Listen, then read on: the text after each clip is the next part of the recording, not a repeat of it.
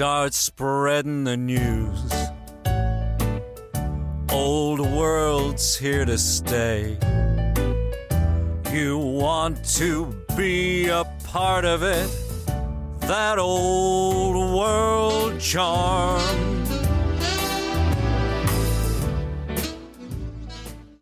Hello, our lovely denizens of this old world. Welcome to That Old World Charm. I'm joined by my lovely two co-hosts, the sweetest of meats, Danny McDevitt. How you doing, mate?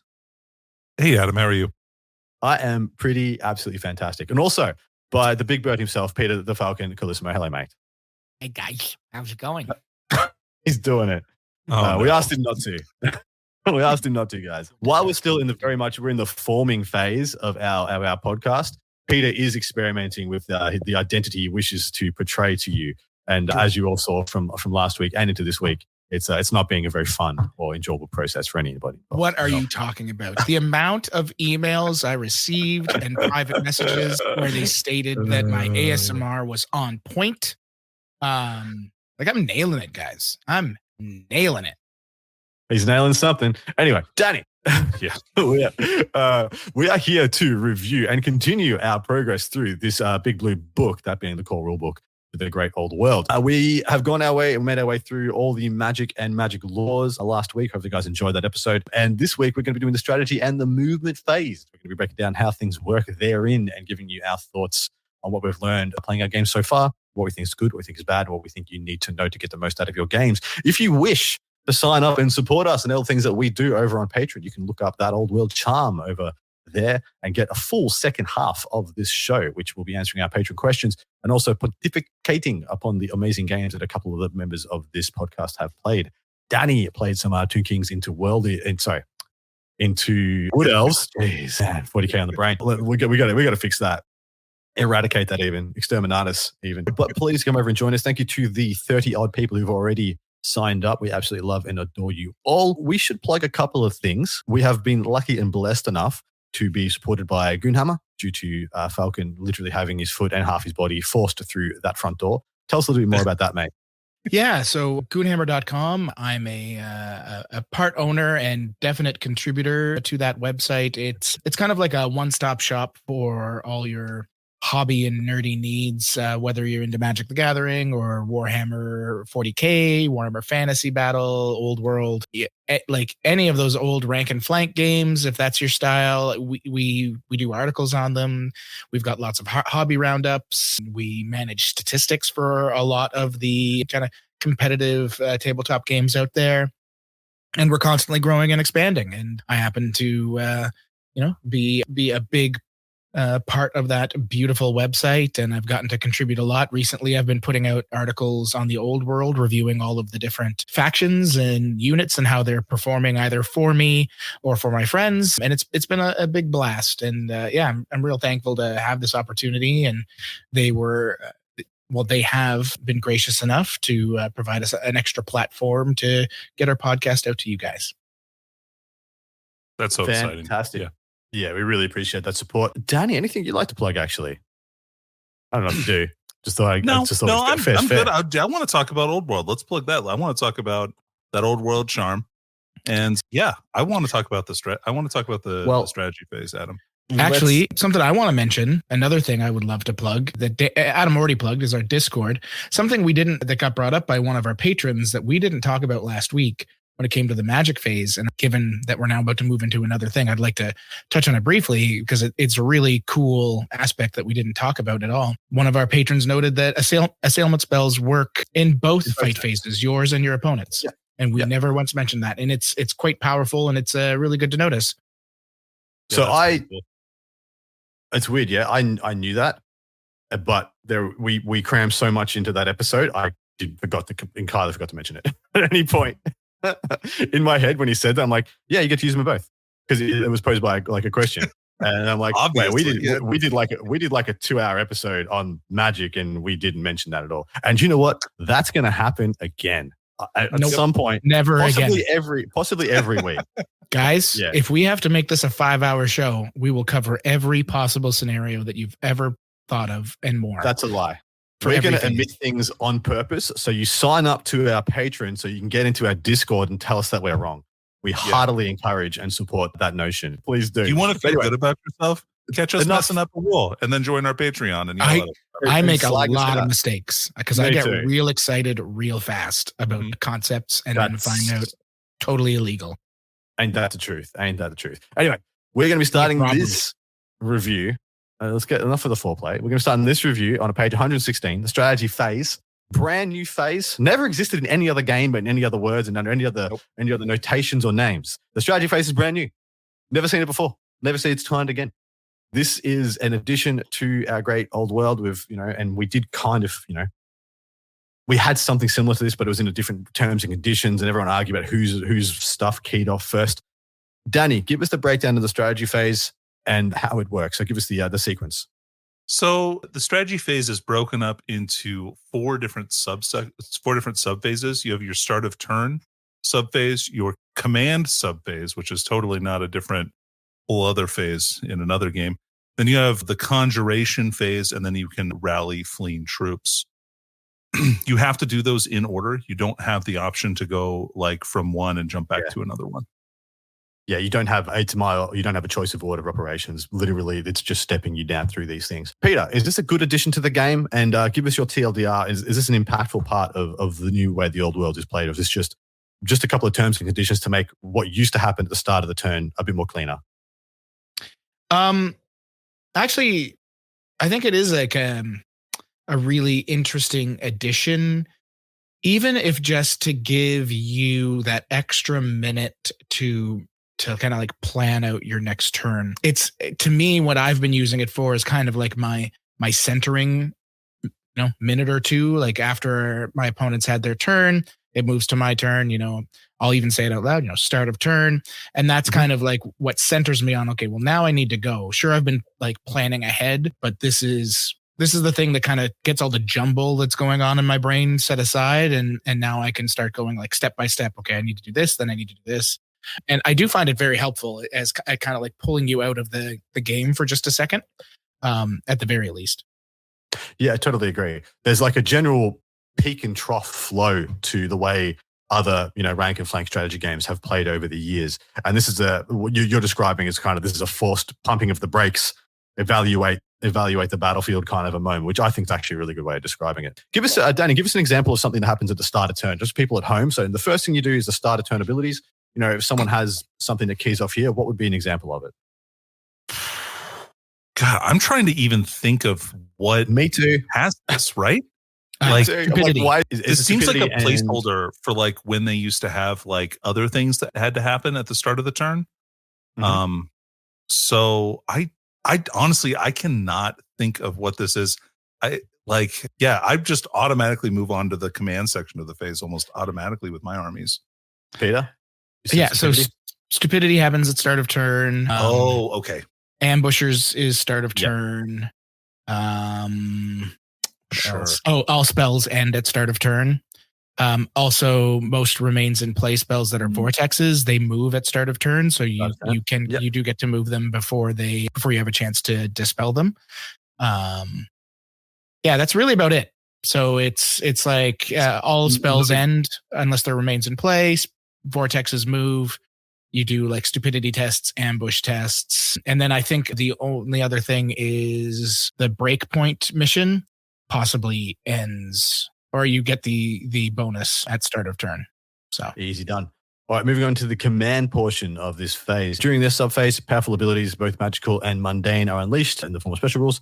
The active player chooses one of their models, usually a character that is not fleeing, and there's one or more special rules that can be used during the command phase. That player then selects which rules will be effective and, do the thing that it says that you're going to do. Ta-da! You have done the command phase. Definitely not to be construed with other command phases. Pretty much self-explanatory. A lot of captains, generals, et cetera, will have a, Tomb King, for example, will have a, unit gets XYZ buff. The unit they're adjoined to gets, extra movement, extra weapon skill, et cetera, et cetera. That's a good example of this, yeah? Yeah, totally. I'm thinking too, like Arise, for instance, with Tomb Kings as well happens here, which is pretty cool. I actually think that they balanced Mortuary Cult a little bit by this because you can't like suck wounds off your constructs and then also heal them. That's how you describe that, Danny. Yeah. What's that? That was definitely the right word for describing the removing of wounds. Definitely. The right, correct word. Well, they're absorbing the soul. They're trying. Or the bone dust. They're sucking in that bone dust. Man, the conjuration phase, exactly what it says. Your conjuration spells occur here. The casting and dispelling of thus. Then rallying, fleeing units. So this is interesting. So you do rally fleeing units in the strategy phase, but you do not move them if you fail. If you fail to rally them, you don't move them here. You move them in the movement phase, and we'll get to that when we get to it. But I just thought it was an easy thing to point out now, rather than confusing people later. So you roll to rally. You roll your leadership checks or your panic test or your break test, whatever, and to see if their unit turns around and is fine now. And if they're not, you stop. You don't roll to see if how far they've moved or anything else like that. You don't get to know that yet. You have to move on, which I actually think is better and worse than previous editions.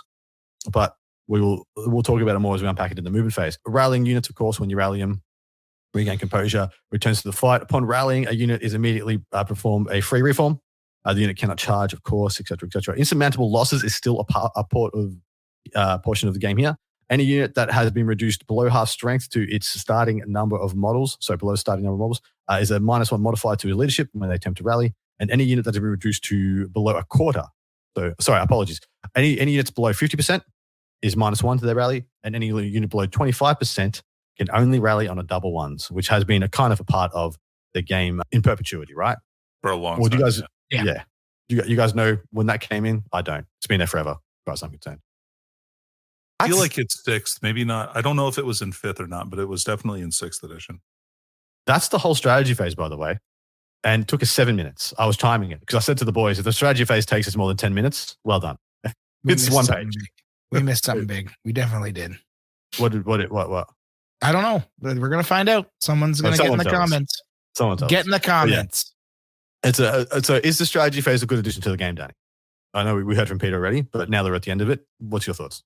I think it's a great phase. I really like the way the strategy phase is organized. Like Peter brought up, I really like these organizational phases. It gives you a minute to stop and take a step out of the game, which I think is important. So, and I do the all right, now I'm in the strategy phase. Now I'm in movement. Now, I definitely announce when I start every single phase, and I don't necessarily do that in 40K. I don't have to repeat going through that stuff as much as I do in fantasy. That is fair. That is totally fair. Into the movement phase, which we're probably going to spend the next hour at least on, because this is probably the densest phase of the game, because it encapsulates one of the most important things, and one of the most important things in the game being the charge. Subphase occurs as a portion of the movement phase. The movement phase sequence reads as thus: 1, declare charges and charge reactions. 2, performing charge moves. 3, compulsory moves, and then 4, remaining moves. But there is the very next thing you get to here is the 1-inch rule. There is one rule of movement that applies throughout the game, the 1-inch rule. Quite simply, with the exception of units engaged in combat, no unit can end its move within 1 inch of an enemy unit. So end the move 1 inch. Because we've already seen one of the core tenets was that you can move within an inch. You can pivot through units and especially your own units, stuff like that, but you can't end within an inch of an enemy unit. Often, a unit will have to move within an inch of another unit during its move. This is perfectly acceptable, provided that at the end of the move, there is one between it and any enemy units. At times, once movement is complete, players may have to nudge units further apart by the smallest amount possible to maintain this rule. And this is also perfectly acceptable. Both players should agree upon the best way to do this, etc., etc. So always talk with your opponent. If you're going to end within an inch and it's unavoidable, be like, okay, which one of us is it better to nudge here? And usually if it's your movement phase, you're the one moving the model, it's probably going to be you because, it's your movement phase. But boys, is that a big shaker-upper of the game? Is that a shocker or a game changer or anything? Or is that just by the by, something we have to have in the game to just make things more reasonable, more easy to do? It's a pretty big deal to me. I feel like, especially with just it being enemy units being a huge difference in the game, you can kind of stack your units together in such a way that people have to charge both units at the same time. Correct. Which is pretty gross. Yeah, there's definitely and this is another reason that people are already mythificating that the MMU feel of the game will be back. And by MMU, I mean the multiple medium units, in the fact that you can at times just push 2 units together and make a big horde unit in all but name. In the fact that they become a huge problem for your opponent to engage with if they've got a certain frontage. Peter, what do you think? Oh, I agree 100%. The fact that it's only enemies really does lead to these really unique and interesting circumstances you can set up, especially if you have easy access to skirmishing units or very fast moving open order units that you can place at odd angles to, force disordered charges, which is a huge deal if you can do that. Or, like you've said, force charges into, 2 or 3 units when you really only want to hit the one. It's all like little tiny valuable tactics that you can now employ because of this.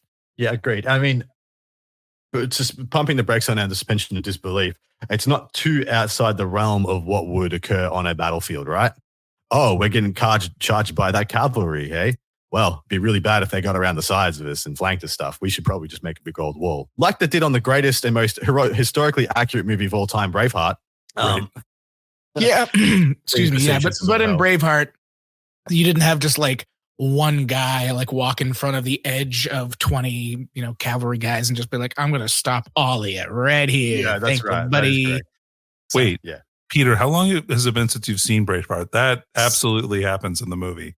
100%. Where one guy, what? They send out the 2-up re-rollable Dragon Prince. Yeah. And they just stops the whole heavy cav charge. And I've seen it 100 times. He shifts in front of one guy and they're like, okay, we're done. We can't do this anymore. Back it up. Disordered charge. We're going home. You remember. It's coming back to me now. I was right after that sex scene at Stonehenge. Yeah, exactly right. Exactly right. We all love that scene. Danny, declaring charges and my favorite. Yeah. What was Bone in the Stone? That was a Disney movie. That was the off cut of that was the remake of Romancing the Stone. I thought it was Sword in the Stone. You know that, like the two squirrels. Sword in the Stone, and we made the new trilogies of Sword in the Stone. Yeah. Oh, I love it. Quality content, people. That's what you've signed up for. You can look forward to this every week. So, Romancing the Stone, Sword in the Stone, and then completing the triplet is Bone in the Stone. That's it. Those are Jesus.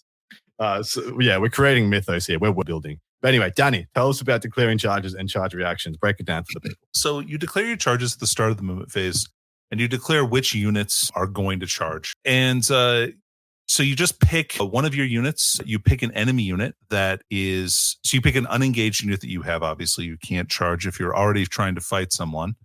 I mean, you can try, but it's not very good. So you pick a unit, you select a charge target. A charge target will be a target in their arc of sight, so within line of sight, and also their charge range. Once you pick a unit, your opponent will get to declare charge reactions. So this is before you roll the dice, yeah? Yeah, this is all before you roll any dice. So you could be bluffing, like you know that your dice are garbage, and your unit's not going to make that charge, but you charge anyway, just to make sure, just to kind of bait out maybe a stand and shoot or something like that. So these charge reactions, whether they're hold, stand and shoot, or flee. There's also a few other charge reactions that are kind of like unusual charge reactions, but those are usually pretty unit specific or unit type specific. So hold just means you sit there, you fight. Every unit in the game can hold. Also, pretty much every unit in the game can stand and shoot, assuming that they actually meet, as Adam likes to say, those terms and conditions, right? Which means that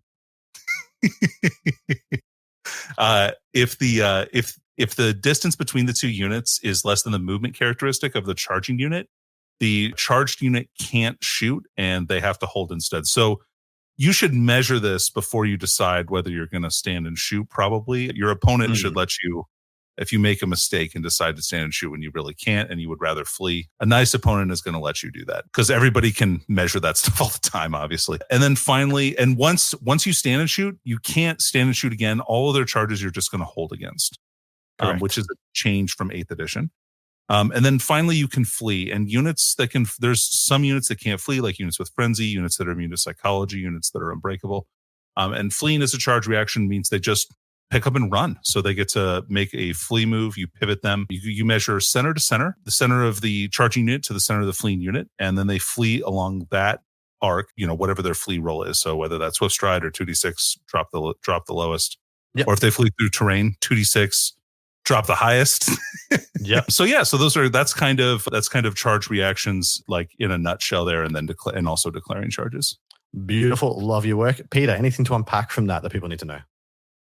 It's really important that, because this is the mistake I see a lot of people do. You don't declare reactions until all charges have been declared. Correct. So you have to, try to remember, because if you're playing against like a really heavy close combat army, they can have turns where they're like, I'm charging you with 20 different units, and you're going to have to kind of sit through that kind of math for a minute. But outside of that, it's very important to, watch what every charge is, watch for every charge and try to see like what the implications of any reaction is going to be before you make those decisions, because you can.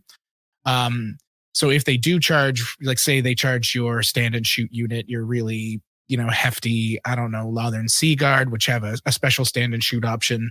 So maybe they're a poor choice, but you can kind of look at it and be like, okay, I'm going to stand and shoot these guys, but I'm definitely going to flee from these guys. And you work it out the order that you want to perform that in, because like all of those reactions happen first before like the charge rolls go off. Yeah. Who do you think benefits from that change, by the way?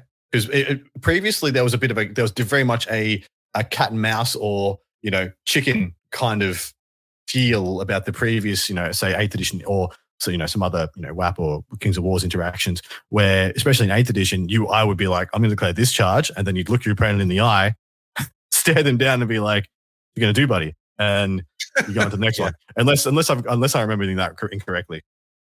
No, it is a big change, and a big reason for it. Like a big benefit is for like the player like getting hit with those charges, because you used to be able to kind of set up these like double flee maneuvers where you would charge a unit, force them to choose to flee, and because they fleed, you now had access to another unit that you could then charge, which could then like bump into that unit that had already fled, and they would have to continue fleeing. And like you could create like these chain reactions if you were like a really smart player, especially if you had like terror or other options on your units as well. And that's like not here. Like you can still redirect charges after a flee has been determined, but it no longer causes that like huge chain reaction where you can really mess up an opponent. So absolutely.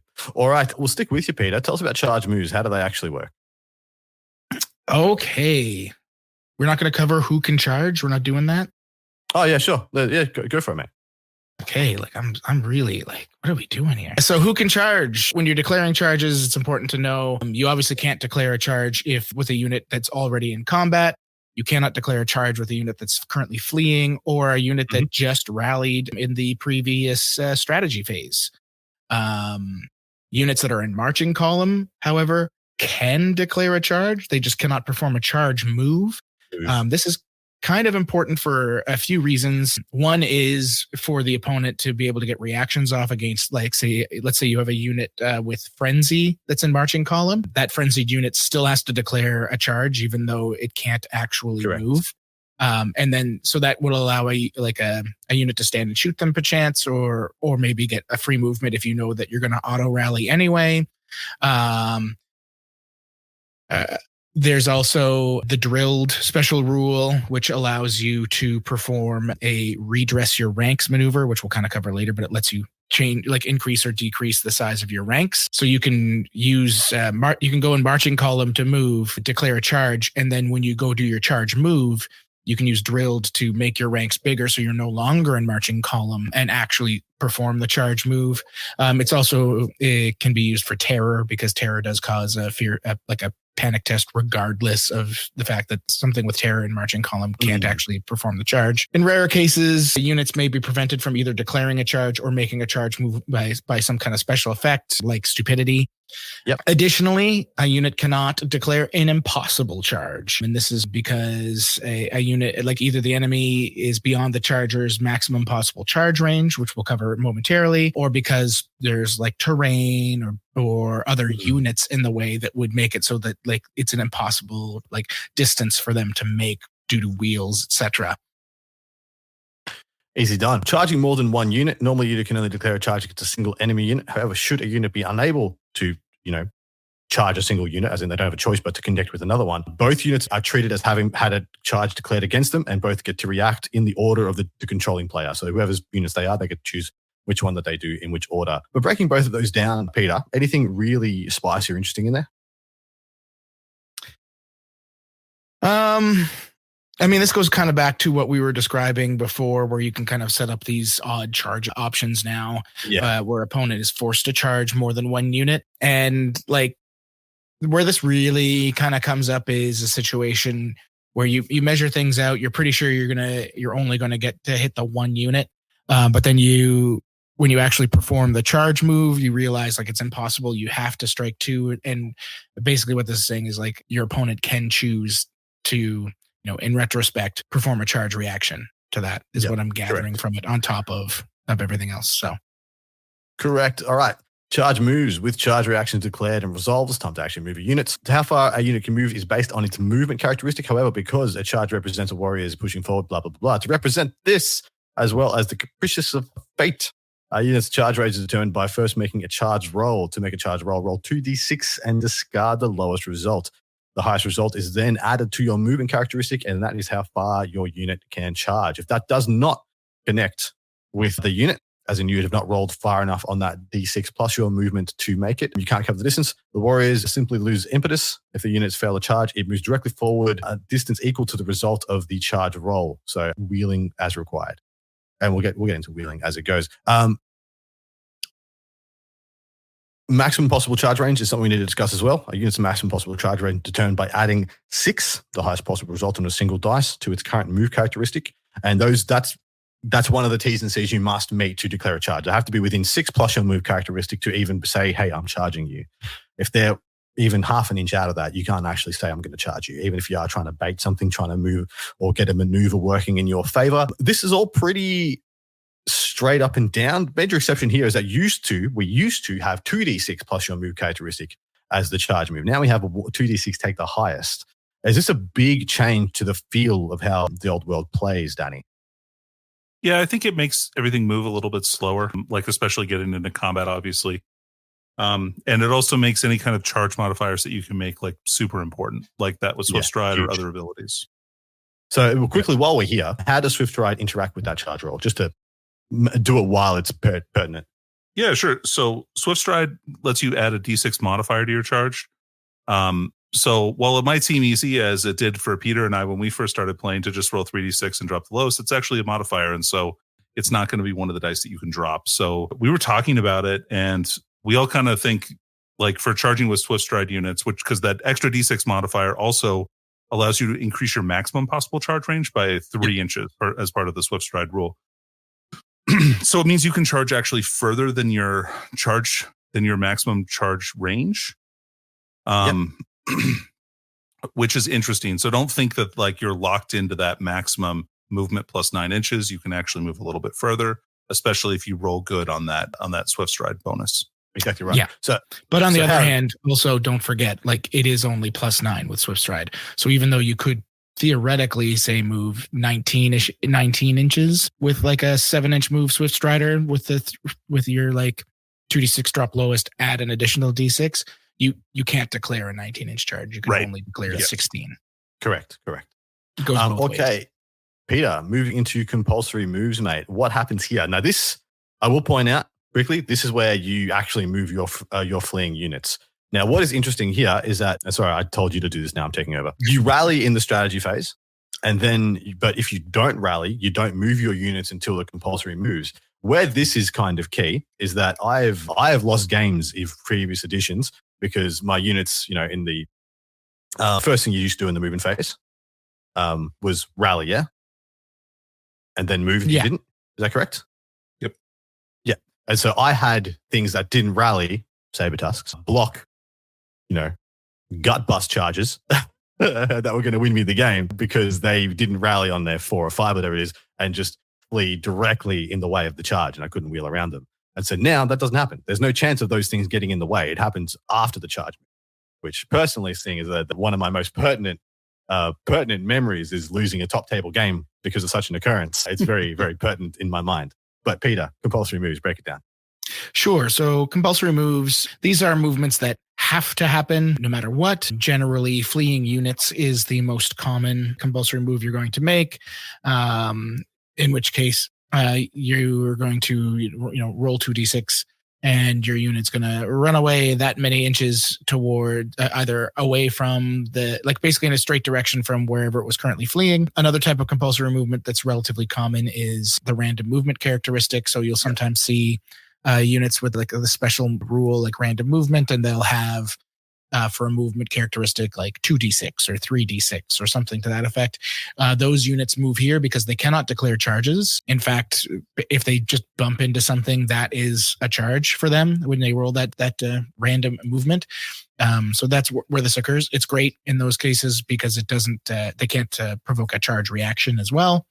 And that's really about it. So anything that has to move, this is when it moves. Easy. Remaining moves is every other move. Everything, if you've gotten up to this stage and you've done it in order, everything that hasn't moved, now is its time. Remaining moves, do the thing. You can march if you're in the marching column. If you're not, you move your movement, distance, etc., etc. I do love the name of the next section. The next section in the movement phase is movement in detail, because 100% what you've listened to so far has just been dribble, no detail whatsoever in the previous things. This is the detail. This is telling you in, ad nauseum how you actually maneuver a brick of models. You want to take it away? So first, you're talking about basic movement here. So your guys can move 4 inches straight forward without wheeling if they're movement 4, et cetera, et cetera. It talks about marching. Marching is important. Most units are able to march, which lets them double their movement characteristic. Units that are in marching column formation can triple it if they do this. However, if you march, you can't shoot, including casting magic missiles or vortexes as well. Yep. And you can get march block if the enemy is close to you. So how does that work? So if you're within 8 inches of an enemy when you want to march, you have to make a leadership test in order to do so. Have any of you marching columned yet in any of your games? No, I have yet to marching column. I want to someday. Yeah, It's a in all dream. honesty, it's a brass ring. It's one of my goals you in long life, for. really. Without the drilled rule, I don't see much point in. Don't see much point in marching column. And marching, just doubling is more than enough. Regular march is, to me, more than enough. I actually, when I first read it, I thought you had to be in the marching column to march. Ooh. Yeah, you're wrong. Yeah, correct. I'm happy. Correct. Because I was like, damn, that's just a lot of more mental everything. Maneuvering, Peter. How do wheels work? How do you turn your unit? How do you move sideways, backwards, forwards? And how are you always spinning and twisting towards freedom? You gave me the one that's like 40 pages long. Okay. Just do it quick, man. Just So, whatever. Maneuvers. There's 6 basic maneuvers that aren't in like this any kind of universal special rule. There's the wheel, the turn, moving backwards, moving sideways, redressing ranks, and reforming. During its movement, a unit can perform any one of those maneuvers once. That's it. You can't do it more than once, even if you want to, unless you have a special rule that says otherwise, in which case, ignore what I just said. Wheeling. So wheeling is kind of the most common maneuver that you're going to do. This is like pivoting on a corner of your unit, basically, because units in rank and file, they suck at turning. This is how you got to do it. So let's say, for example, you've got your cavalry unit, you push it up about 4 inches, you realize there's some trees in the way. How am I going to get around this? You don't just slide diagonally. You have to, take one corner of that unit and start to wheel them, turn it in whatever diagonal direction you need to go. And any of those models, whichever model moves the furthest, that's the amount of movement you lose to make that wheel. So usually the model on the far corner from the wheeling corner is the one. So let's say you have to move it like 2 inches on a diagonal to get around, and then you continue on your way. That's a wheel, and that's kind of like the movement you lose. Wheels are very common during charges. And in previous editions, wheeling during a charge was free. You could do one at least for free, and that's gone now. So it's very, very important to think about your wheels in advance, unless you're in skirmishing formation, in which case you don't care because you just don't have to. And so, just as an aside, do you think that, I've never had a widget for wheeling. Do you think there's opportunity out there for making widget wheeling widgets? Yeah, I think there'd be some I've been thinking a lot about, because of how ranks are so important, or it's feel like they're so much more important than they were in previous editions. I've been thinking a lot about how to make movement trays that were a little more dynamic that would allow me to, make them wider or smaller without clip-ons, but, like pull out so they're maybe a little bit higher off the table to make that work. And I think there would be like a cool place to go to have either like a little widget in your movement tray or something so that you can move it that bit and it would, kind of measure out how far the furthest guy went for you. Yeah, I think there's like some interesting play there. So any of you listening that like to make little widgets for Warhammer and other tabletop hobbies, get at it. And if someone already made one, screw you. This was our idea. All right. The turn. To execute a turn, all the models remain in place, but are turned 90 degrees or 180 degrees to face to the side or rear. For every 90-degree turn, it uses a quarter of its movement characteristic. When a unit turns, all models in incomplete ranks simply turn on the spot. Any models in complete ranks are moved. Blah, blah, blah. When a unit is turned to face its side or rear, command models, of course, move appropriately. But do any of you actually ever like turn the miniatures? I mean, I play ogres and I didn't turn the miniatures. I just turned the thing and it costed them either the reform or it was swift reform with a musician. Does anyone actually get in there and like turn their 90, goblin spearmen to face a different direction? So I used to just at least in the moment, I just would turn like the facing. So the front rank. The front, yeah. So whatever the front rank was going to be, like I'll turn that at the very least for somebody so that they know. And then, as the game moves on, I might turn the rest or at least enough of them that it's not overly confusing. Because yes, if you're running like a big blob of at least now more like 30 to 40 guys instead of 90 to 100, I hope to God we don't go back to that.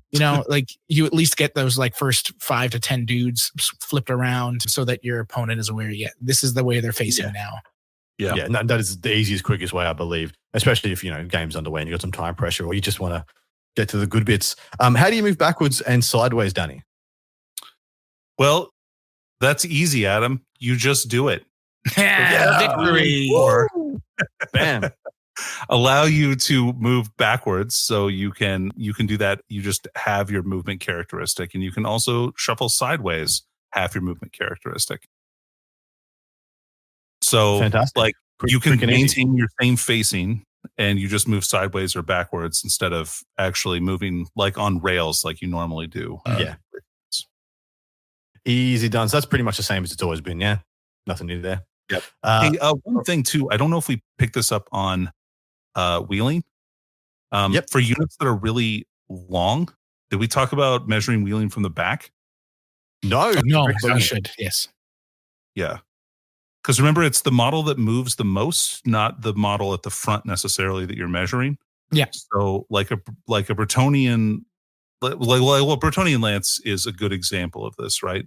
Because like the models in the back are going to move way further than the two guys in the front that you're actually measuring the wheel for. So just make sure to make that no model moves further than that distance, and keep that in mind when you're doing that.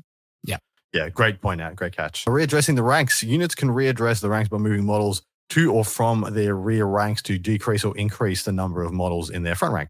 A unit may use half of its movement characteristic in order to deduct up to 5 models from its front rank, or to add up to 5 models to its front rank. So you can essentially just kind of go to a straight line or to readdress your ranks as you wish. The models in the remaining ranks are then rearranged to the number of models in the front rank, and you match them as distributing accordingly. Reforming represents the most complex maneuver a unit can perform. That's pretty much completely rearranging your unit structure. So you pivot it and rearrange the number of ranks, et cetera, et cetera. Yeah. So you're changing your facing and changing your ranks. Whereas before, a turn is literally just turning the unit. It stays pretty much exactly the same, apart from the rear rank adjusting as it needs to not be on a flank or have an odd number in anything bar the rear rank. Have I got that correct, gents? Yeah, I really miss Swift Reform. I do. Yeah, Musician Reform was fun, and it's gone. It's gone now. Yeah, a musician only breaks a tie in combat res. Yeah, it does more than that. It gives you +1 leadership when you rally, and it breaks a tie. And there's one other thing that musicians do. I think it's also for march blocking. You get +1. Yes, you get +1 on the. I think is it +1 or do you ignore? Oh, maybe you just ignore it. That would be never mind. Musician does heaps. Forgive me, musicians out there. Yeah. So they have Steadying Rhythm, which is +1 whenever it attempts to rally. It has Onwards to Victory, which is the +1 combat res if you're tied. And it's a +1 to your leadership for march blocking. It's called Quick Time. Nice. I had a question. There was a question in the Discord a little while ago. If your front rank dies, does that mean your command dies? I know your champion doesn't, but for people at home, do your standard and musician die, or is expected that somebody steps up and picks up your standard and your somebody musician? Steps up and picks it up. It's in the rules. In my head, I freaking love the idea of you're into your 9th rank of dudes having to step up and pick up this drum, progressively getting worse at playing it. Just like he's like, oh, crap, hey, I've never done this before. Let's reform. Yeah, we're good at this now, right, guys? And he's just sucks so hard. It's like some amateur guy who's like, he's only played the drums 1 or 2 times. And so his drum solo that he tries to do like panics the rest of the army, probably. Exactly right. It causes terror. And your unit now causes terror. You're after your 9th person picks up the drum kit. I love it. Let alone, let's say someone's playing a harp. You know how hard it is to learn the harp, guys? Jeez. Who plays the battle harp? That's what I want to know. The battle harp, that is the hardest of harps to play, to master. Anyway, Peter, the ends of the world. This is important. Yeah. It's just a note that the edge of the battlefield isn't like a deep abyss. So if you are performing a maneuver and part of your unit has to move through the edge of the table, that's fine. Just do it. As long as when you finish that maneuver, you're still on the table when it's done. Correct. That's basically it. The other thing we didn't talk about is pivoting, which is not a maneuver, but also is. And that's just sometimes a rule will say you have to pivot a unit, and that means you move it around its center. That's right. And they have to like maintain everything else. So easy. Thank you very much, gents. Let's move on to the charge move. We've already told you how to execute a charge move. This is how to actually move the models when you do successfully have a charge move. And it sucks. And it is a bit rough. You know, when you're talking. Yeah, it's a bit T's and C's laden. Seeing as you hate it so much, Peter, you should tell us about it. Okay, so charge move. It's really awesome if you are just moving straight ahead. Every other situation, it's trigonometry. So a charging unit must endeavor to bring that. So but there are 4 things you need to make sure that you follow when you're performing a move. Do you mean terms and conditions, Peter? No, I don't mean that. Because I don't read those. He's never once meant that. I've never once read a term or a condition. I just always hit the check mark at the bottom, and you should too, because they are worthless. They mean nothing. So the charge move. For me, it should be good enough for you. You are obliged to fulfill these 4 criteria. 1, your charging unit must endeavor to bring as many models as possible within its front rank into base contact with models in the charged unit. You can't just be really cheeky and be like, okay, well, I'm only going to let my corners touch because I don't like you. Can't do that. Number 2, a charging unit must move by the shortest route possible to reach its charge target. You can't decide to go for an extra trip to avoid getting models into combat. Number 3, a charging unit must move forward in as straight a line as possible. There's no diagonals. There's no shifty business. You go straight. And can't do a 4, kickflip. You can't do a kickflip on the way in. Flips, they are illegal in the old world. They hadn't not even created Ollie. skateboarding yet. Tony Hawk hates this. Yep. Yeah. They And number watched 4, Tokyo Drift, hated it. He did. Yeah. After moving, a unit that charged must ensure that it is aligned against the charge target. So you can't be at like a weird angle where only like 2 guys are kissing. Yeah, that's it. Those are the things. So maneuvering during a charge, unless stated otherwise, a charging unit cannot perform a turn. It cannot move backwards. It cannot move sideways. It can't redress the ranks or anything like that when it does its charge move. However, because it must endeavor to bring a maximum number of models from both sides into base contact, you are allowed to wheel once at any point during your move. And this is where it's different from previous editions, as we already said, where before that wheel was free. Now it does cost you movement, and it can lead to some really like awkward situations now where charges that in the past would have been legal and easily performed are practically impossible because of how you have to wheel and measure.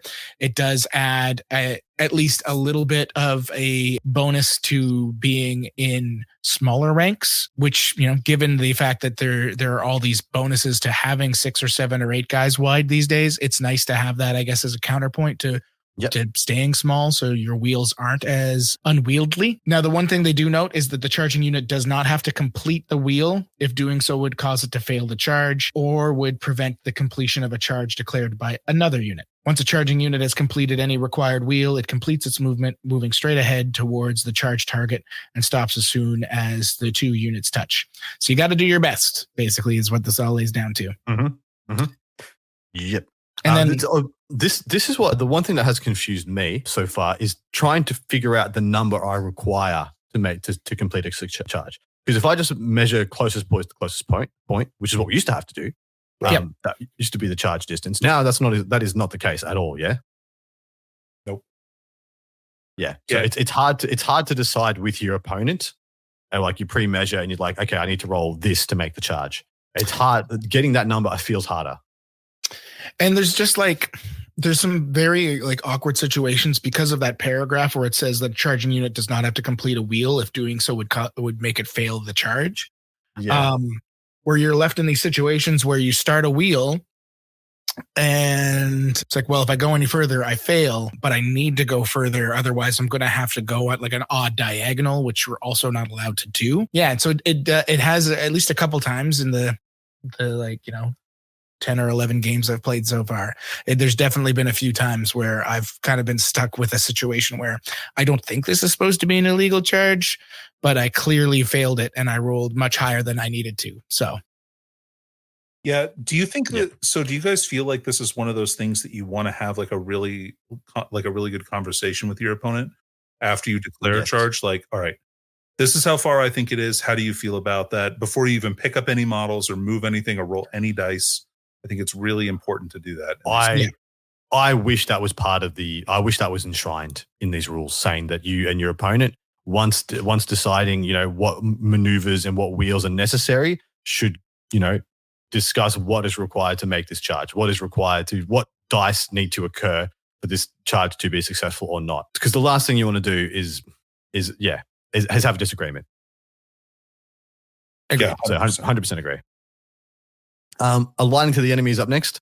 Usually moving a charging unit in the manner described above will leave it in the charge in base contact with at a peculiar angle with an odd gap between, so I've touched you on this side of your unit, but this side is not. Once they contact, it must perform a second free wheel if required to bring, all the full front rank or as much of the front rank as possible into base contact. That is what we used to call closing the door, yeah? Yeah. That's what I was about to say, yeah. Yeah. Anything changed there? Not really. They don't mention it in this spot, but they do mention it later if there's in the oddball situations where if you're unable to close the door because of terrain or another unit, your enemy closes the door instead. So beauty. All right, Danny, flank and rear charges. My favorite thing in the entire game, in any game. Dude, getting these flank charges is one of the best feelings in the whole world. It is. It's and a rear charge is even better. Nothing demonstrates that I'm playing this game better than you than slamming a rear charge. Nothing. Yeah, not saying I'm better than you, but right here, right now, I've executed something real freaking good. Anyway, tell the story. This is going to hurt. So anyway, so what happens? So when you declare a charge, you need to check what position the charge is going to be. And this is another thing you should probably talk about with your opponent before moving to any models. So you measure a 90-degree arc off of each of the unit's corners. So this kind of describes whether you're in the front arc, one of the 2 flank arcs, or in the rear arc. And to determine whether or not you're in one of those arcs, you'll draw an imaginary line at that 90-degree angle from the corner of the unit. And wherever the most of or the majority of the models in the charging unit lie, that's what arc they're in. So whether that's if there's 10 guys in the unit, 4 of them are in the rear, 6 of them are in their flank, that's a flank charge, not a rear charge, even though some of the guys are in the rear arc. Exactly correct. Resolving uncertainties. Sometimes a charging unit will straddle 2 arcs. In such cases, count how many models in the front rank of the charging unit lie within each one. Oh, sorry, did you just say that? Yep. Easy. Apologies. I had a No, it's fly okay. trying to get up a nostril of mine. It's summer in Australia. There are flies everywhere. It was funny. You should have seen it. Unusual situations. Unable to align. We've already discussed that. Charging through terrain. Charging unit. There was one part we didn't cover for unable to align, and it's What very did you do? important. Do it. And that's disordered charges. So in a situation where, so let's say you do this charge, you try to close the door, you're unable to because there's a bird in the way. And then your opponent says, fine, I'll close the door. And he closes the door, and the same bird's in the fucking way. I believe we're There's a allowed fly. one F word per podcast, and I used it. Fly in your nostril. Otherwise, Dickie, bleep that out. What you have to do in that situation, what happens then in that situation is this becomes a disordered charge, and disordered charges are the worst. You get like no benefits from anything if you do a disordered charge. You don't get your bonuses to initiative. If you have special abilities that trigger off charging a certain distance, you don't get those. It's just the worst. Don't do it. Don't do it. It sucks. Back to charging through terrain. A unit that must move by the shortest distance possible to reach its target. Therefore, charging units will often be obliged to move through difficult or dangerous terrain or across low leading obstacles, walls, etc. This is perfectly acceptable, but a charge made through any form of terrain is more difficult and often slower than a charge across open ground, of course.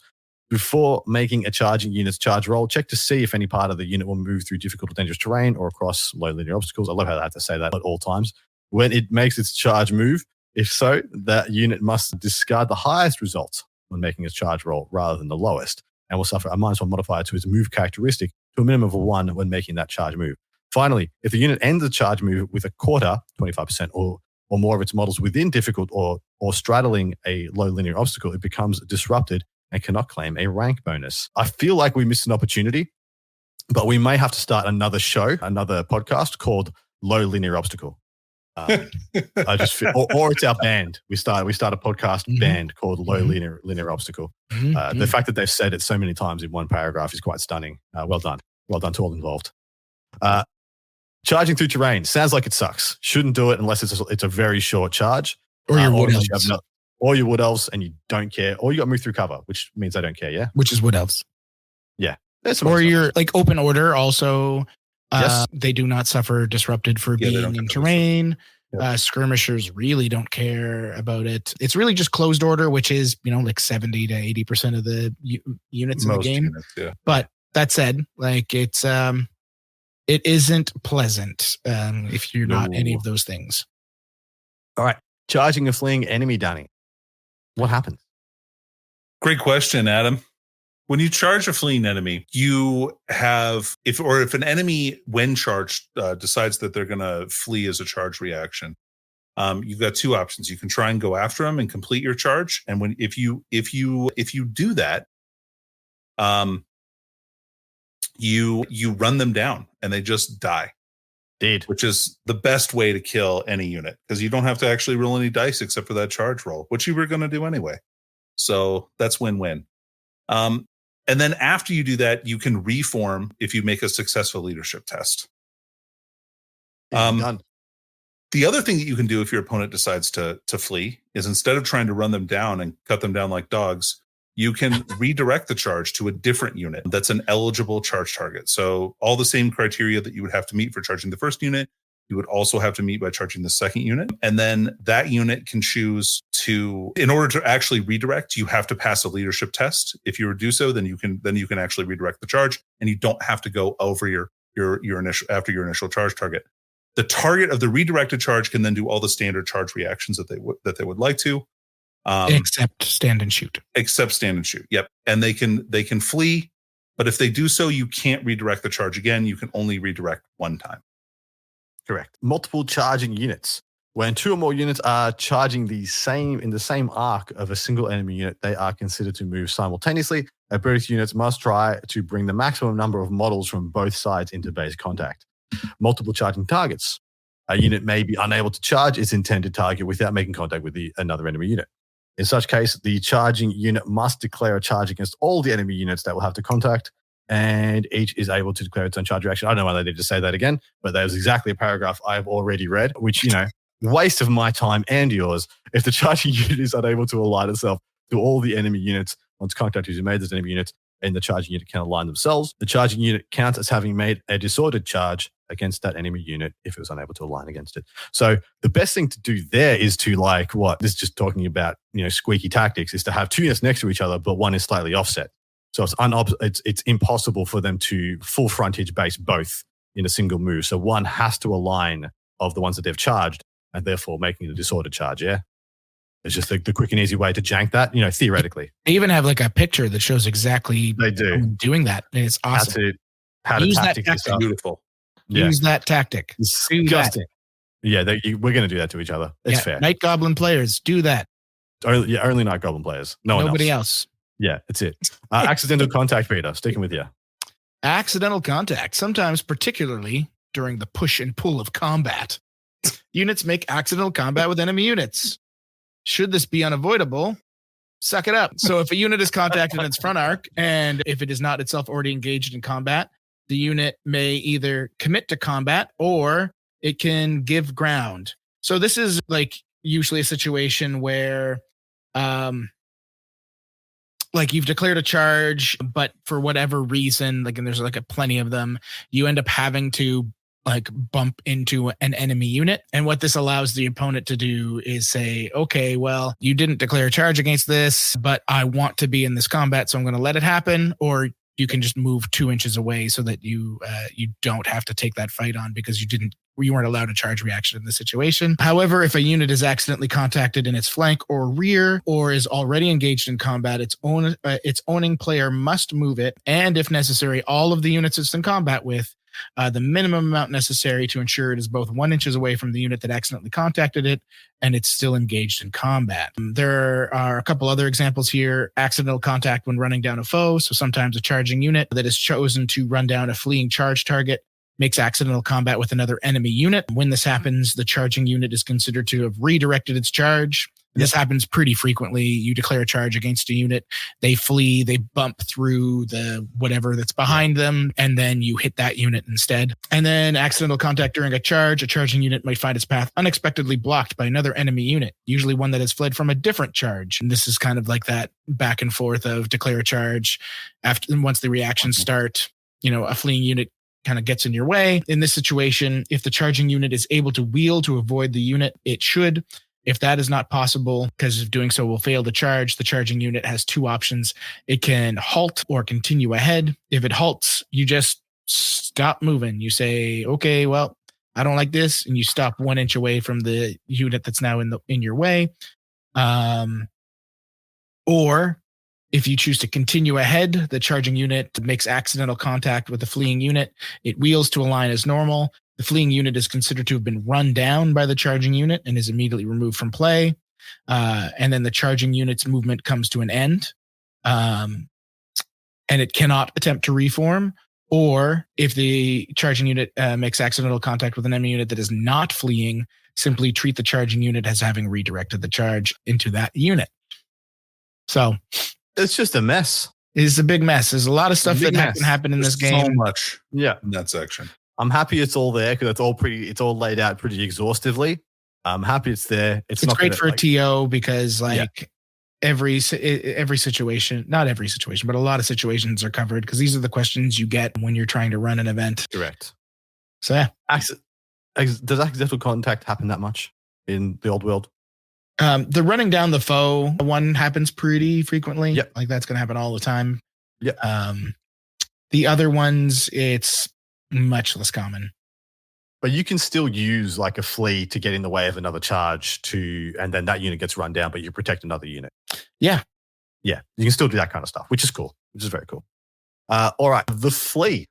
The units flee for many reasons, blah, blah, blah. Direction of the flight. When a unit flees, the direction of the flight will be determined by whatever caused it to flee. In most cases, this is an enemy unit. Units that fail to rally will continue in the direction of their earlier flight, rarely changing directions. Fleeing from an enemy unit. When the rules call for a unit to flee directly away from an enemy unit, pivot the fleeing unit about its center, so that it's facing directly away from the center of the enemy unit that is fleeing from, as shown in the figure below. After pivoting, that unit immediately makes its flee move. Fleeing is a compulsory move. Units that fail to rally during their strategy phase and continue to flee during the compulsory move subphase of the movement phase Yikes. Will continue along their previous path. We already said that. When a unit flees as a compulsory move, it moves straight ahead and line. You already said that. Pretty much said it again. And the fleeing move, I don't care. Moving on. It's all self-explanatory. We're getting into the weeds here. But fleeing through friendly units. As fleeing units have broken formation, they're able to move through friendly units without stopping or slowing. If the fleeing unit results in the fleeing ending on top of, you kind of do the bounce through. The momentum carries it forward until it comes directly to the other side in the straight line it was moving through. Moving through enemy units actually hurt you, which is nice. Sometimes a fleeing unit will run through an enemy unit. It's obviously extremely perilous. To represent this, once a fleeing unit's movement is complete, take a peril test for each model in the unit that moved through an enemy unit, as blah, blah, blah. On a roll of 4+, the model escapes without incident. On a roll of a 1 to 3, the model is struck by the enemy and loses a single wound. If the flee move would result in the fleeing unit ending up on top of, you do the same thing. You bounce 1 inch away from them on the other side. Was this in the game previously? Fleeing through enemy models? Was this part of 8th edition? I don't quite remember it. It was normally just dangerous terrain tests. Yeah, that's what I thought. Yeah, it was a dangerous terrain. It wasn't a 1 to 3, but it was still way more deadly now. Yeah, way more deadly. It's like to single model units. Literally half your unit could die on average. So it can be pretty ferocious. I'm done with reading out fleeing nonsense. Is there anything else here we need to TLDR for people? If you flee off the board, you're fully dead. If you flee through terrain, it's a dangerous terrain test. And remember too, it's by the shortest route possible. So you may be fleeing around terrain instead of fleeing through it. Yep. And also, if in the weird circumstances where you have to flee from 2 units at the same time, you flee from the unit with the greater unit strength. And if they both have the same, you just roll a die and it's random. You like a 1 to 3, it's this one. A 4 to 6, it's the other one. And very important to note, you can only make 1 flee move per phase of the game. Yeah. So no matter what, even if you have to flee again, doesn't matter. You don't move. You move 0 inches. Moving into which, ground, by the way, is slightly different from previous editions, because in 8th edition, like you couldn't panic more than once, but you could flee multiple times in a turn. Beautiful. Into the next section, which has a bunch of weird different stuff in it. It's got give round and fall back in good order. Oddball stuff in the movement phase, terrain and movement, how that interacts. And we'll be wrapping it up after these bits and pieces. Danny, take it away with give ground and fall back in good order. Sure. So giving ground and falling back in good order are 2 rules that happen quite often. Usually giving ground happens after you've lost a round of combat, but you didn't fail your leadership check. You're going to get pushed back 2 inches without turning, pivoting, or otherwise changing its facing, and stopping if you come into contact with another unit of terrain, or continuing if it would bring it within 1 inch of an enemy unit. Or if continue would bring it within 1 inch of the enemy unit. I'm sorry. And then falling back in good order is basically like a flee move, except at the end of it, you automatically rally. So with all the T's and C's of what rallying means, as described on page 117. Love it. Is this a great addition? Is this a good addition to the game? Because it used to be either I'm staying or I'm legging it. And this is the kind of the stuff that happens in the middle of that. Adam, is this a good addition? I think this is the biggest change to the game in this edition. Me too. These 2 Me too. rules. So I think it's really important. I think it makes units more survivable, because in previous editions of the game, everybody's fleeing all the time. That's what happens when you lose combat and you fail your leadership test, like all that stuff. This allows you to not get stuck in combat, especially if you're winning combat, which is pretty nice. So if you have like a shooting unit, you don't have to keep fighting the thing that's beating you up if you manage to win the combat somehow, which is really cool. So Peter, what are your thoughts on this edition? This is like my favorite thing about this edition. I love it.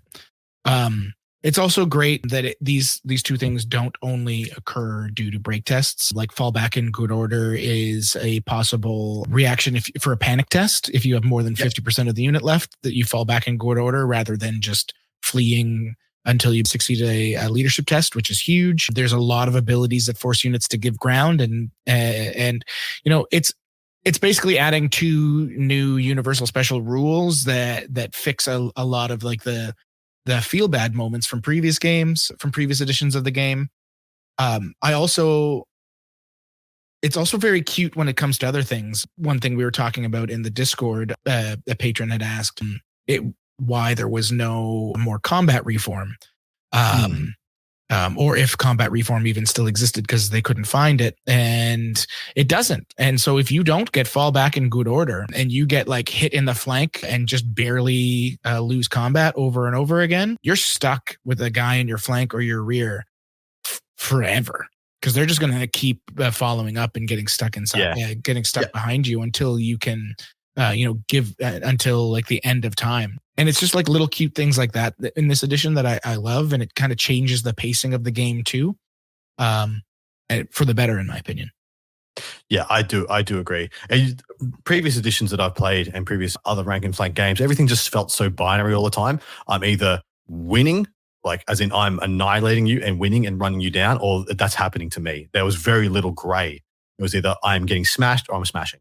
And I do love that they've really worked in some middle ground, some gray into this spectrum. I think it only adds flavor and interest to the game overall. And it makes you really think differently about thinking ahead, right? Because it's no longer binary. It's now, okay, there's a good chance these guys are only going to back up 2 inches. So if I want to get a flank charge this next turn, I'm going to need to do this and this.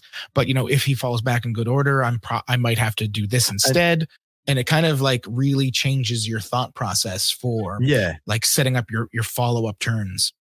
And there's a big reason why Steadfast and Stubborn were the two like best freaking things you could ever have in any game, because they were the only two things that could give you guaranteed reliability in previous editions. But Danny, did you have anything? I cut you off before and I do apologize. No. I think that's it. This is just, like you guys mentioned, these are huge changes and it's important to like recognize those. And I love the ability to kind of add some nuance to the like otherwise binary phase like you talked about, Adam. I think that's really important. All right, oddball stuff. The movement phases above are comprehensive. You're damn right they are. And detailed, absolutely. Despite this, there will always be situations where something is unclear. Conveyance spells. If any of the active player wizards know any conveyance spells, they may attempt to cast them, blah, blah, blah. That's very perfectly self-explanatory. Loan models, such as characters, monsters, or chariots, are treated as units and move as such. Someone did something bad to them at some point, which meant they needed to write that in. Different formations. The rules in this section deal with units in close order, formations almost exclusively. Units in different formations, such as the lance formation, may move differently. These formations will be explained in greater detail further on. Moving off the battlefield, except in the case of fleeing units, as described previously, and pursuing units, no units are permitted to willingly move off the battlefield. Like you can't just choose to turn around and just march directly off the field. And then reinforcements. A unit that enters the battlefield as reinforcements does so during the compulsory moves subphase. It is placed with its rear arc in full contact with the battlefield edge upon which it was placed. And then, anything that happens that's triggered on the revival and blah, blah, blah. A unit that enters reinforcements cannot march and counts as having moved for the purposes of shooting, but can otherwise move normally during its remaining moves sub-phase. Some important stuff in there, some not important stuff in there. But boys, anything in there we need to point out to people? Conveyance often will let you move twice, but make sure to read the terms of the spell, because some of them are not the conditions, just the terms. Yeah, sure. Yep. Got him. Peter, terrain and movement. Tell us the story. So, because this book is very well written, terrain and movement is in like 2 spots. So the big thing here, open ground and hills, they do not impede your movement. You can ride up or down any hill you want. It doesn't change anything. Difficult terrain. So any terrain pieces or abilities that cause terrain to be difficult apply a -1 movement modifier to units that do not move through cover. This is also applied during charges, as we've kind of already noted. And they do say again that, hey, if 25% of your unit is in difficult terrain after a charge, it is disrupted. Low linear obstacles. So these are like little terrain bits that are less than 2 inches high. Oftentimes they're going to be like barricades or walls or little barrels or whatever that you have on your table. These are treated as difficult terrain. Dangerous terrain. So this is terrain that could kill you if you move through it. And that's really all you need to know. If you move through this, you roll a d6 for every model that touches the dangerous terrain. Mm-hmm. And on a 1, it loses a wound with no saves allowed. And you don't have to call it a venom thicket anymore. And you don't have to call it a venom thicket anymore. Yay. I miss the venom thicket. I am disappointed in you, Games Workshop. because I had so many poison models with the poison special rule already. Dude, we can make that the first EP for our low linear obstacle band. Venom Thicket. I love it. The first EP. All right. Impassable terrain. You just can't move through it. So this will often be like weird buildings or whatever bullcrap terrain that you have because you can't afford good stuff. High linear obstacles. These are like castle walls. They give as example. They're just impassable terrain that's thin. Woods. So this is interesting. So when we got, you were going to say they're just low linear obstacles that know how to party. The high linear obstacles. So woods, they go into greater detail later about how they block line of sight, etc. But in the original material that we got for this, woods were treated as either difficult, dangerous, or impassable terrain, and now it's just difficult or dangerous. But you agree upon it, and they state at one point, try to base it off of how big the woods is. So if it's a really big woods, it's probably dangerous terrain, and if it's kind of a small little baby woods, it's difficult. And if it all else fails, 4 up, and whoever wins gets to choose. Exactly. Right? And lastly, battlefield decoration. This is just like the gravel and whatever else you've thrown on the table to make it look nice. It does nothing. It has no special rule as long as it's less than 2 inches across. Once it hits 2 inches, porno material. Jesus. All right, Danny, we on this show have made at several points in the previous episodes have made a big deal that we love the fact that terrain kind of does stuff now. It's not just a very negligible, never see it, never hear of it. Oh, unless some absolute bastard TO decided to put a river right down the middle of your freaking battle line game, in which case that guy can go straight to hell. It was awesome. Or you had to, or some absolute jack-off decided you had to play the Watchtower, in which case that guy can go straight to hell too. That were the only 2 ways and reasons that I felt terrain ever interacted with a game, and they were always felt like they were a negative. Are these rules good, and do you like the way terrain operates now? So I played a lot of Wood Elves at the end of 8th. And I'll say that the terrain was impactful there just because that army is just totally designed to interact with the terrain as much as it possibly can. However, now it's so impactful. Like the blocking line of sight is such a huge difference, obviously. And then utilizing difficult and dangerous terrain to get rid of units rank bonus. And that kind of stuff is massive. Also, like low linear obstacles, I think are very important. I like that you can actually move across them now. Because you couldn't march across that terrain before, and you could actually get, like, if your unit was deep, you could get stuck behind it because you couldn't end on top of it, right? Yep. So that's gone, and that's awesome. And they have rules to represent that it is difficult. It messes with you still because you get disrupted. That's dangerous terrain. So my only beef with the terrain rules is the fact that I have to talk with my opponent about what the actual woods are. I hope that maybe tournament packs will like kind of say what the woods are going to be. Our woods are X or Y or both. Yeah. I also don't like that they're either difficult or dangerous and not potentially both. Yeah. It's like dangerous terrain is like speed terrain. Like you can move through it no problem. It's not going to slow you down, but you might trip and fall or something like that, or a vine might grab you. I don't know. Yeah.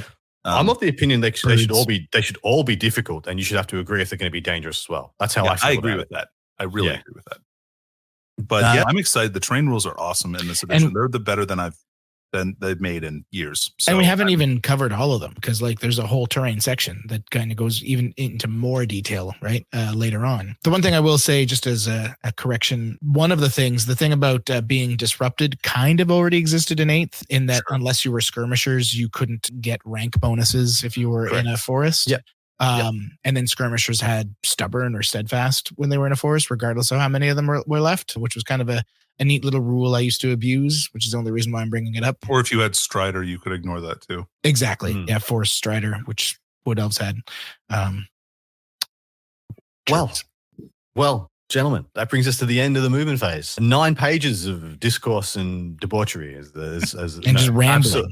Absolute densest content you'll probably get from us was the movement phase. 9 pages of this book is devoted to literally just the movement phase. I think shooting phase has 4. I think combat has 7 or 8.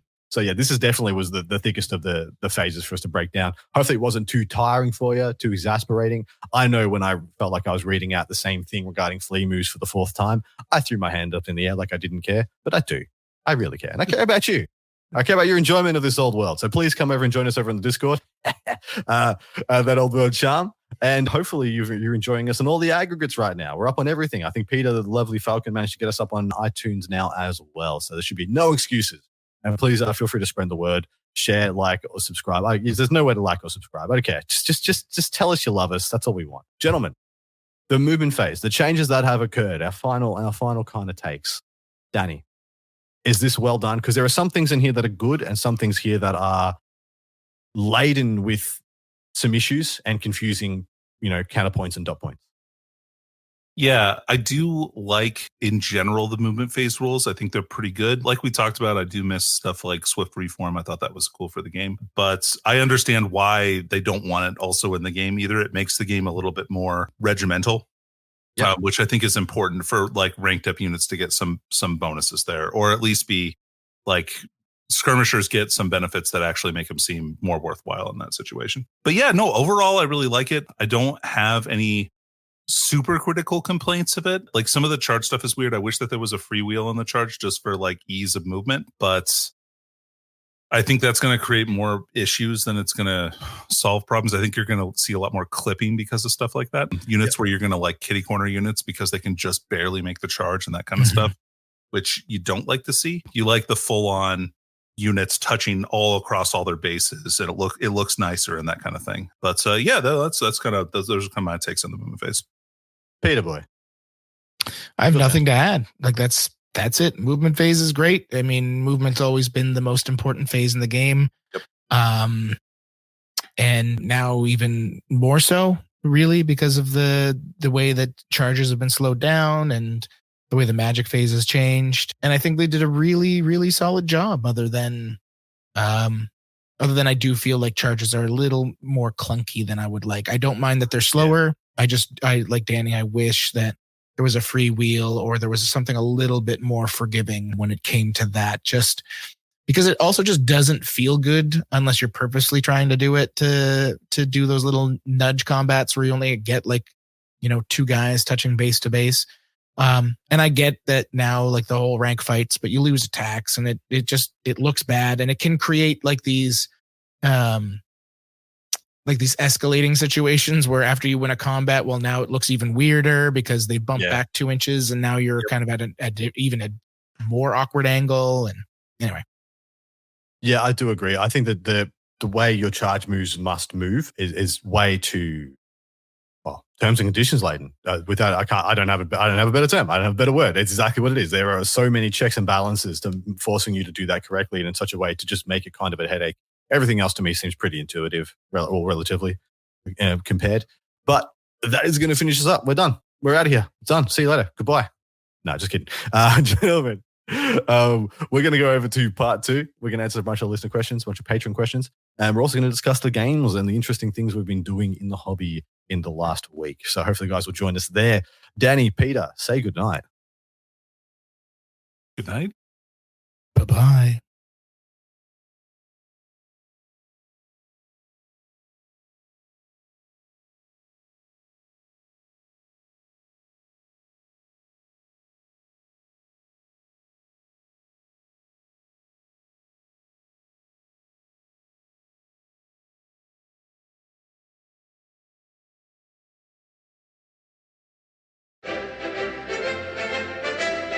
You've been listening to That Old World Charm with those charming chaps, Adam, Danny, and Peter the Falcon. Thanks ever so much. Cheerio.